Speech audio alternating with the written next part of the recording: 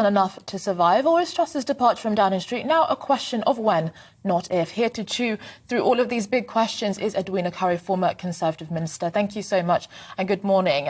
Can she survive?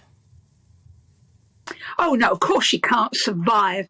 My goodness, I'm going to put this on record. I think she is charmless, graceless, brainless, and useless. And what do I mean by that? Charmless, she doesn't have any of the skills that, for example, Margaret Thatcher had to put across her argument, to be persuasive, to charm people into supporting what she's trying to do. Graceless, even her last statement with all the I. You never got Margaret Thatcher doing that. And being, Edwina. Hang on a minute. I'm going to say this in you sack a senior civil servant, you ignore all the systems that are there, and then you wonder why the markets really get freaked out. Brainless, because however valuable and useful the tax cutting agenda is going to be, and it will be at some future point, it took Margaret 9 years to get there. And you can't do it now. And she should have realised that. And as a result, she's useless. I tell you what my solution is. My solution is that we should just continue at some future point, perhaps after Christmas, with Jeremy Hunt as the Chancellor, because he really has calmed everything down. And there's absolutely no reason why, for the time being, since being Chancellor is the most important job this year, why he shouldn't just continue as Prime Minister. Gladstone did both jobs, and it would save us all the hassle of having to go through another leadership contest.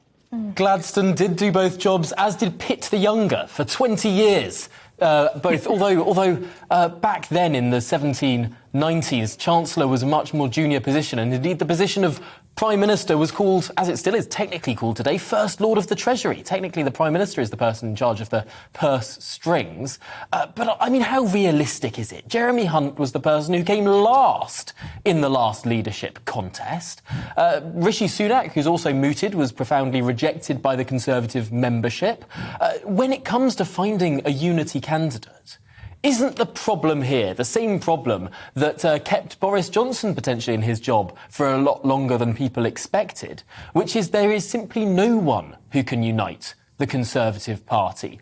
No candidate was able to get more than just about a third of Conservative MPs backing them over the summer.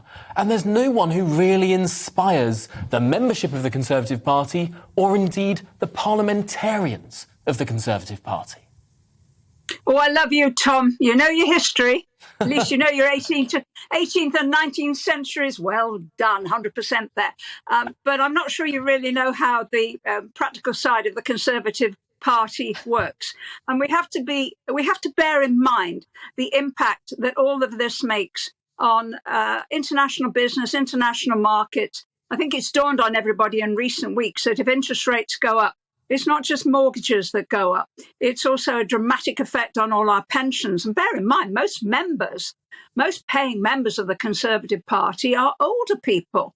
And the result of that can be quite devastating when you start to look at the figures of what's happened to your pension, for example, let alone the cost of living and the gas crisis that's been caused by Putin. There's a whole host of things there. So I have no doubt whatever that for the next year or so, perhaps leading into the general election of 2024, the economy and the way it is managed and the stability that we can bring are by far the most important aspects. And it's something that the Tory party are much better at. We're much better at economics than we are at politics, much better. And that's what we need to go to the electorate with when we have to have a general election by the end of 2024.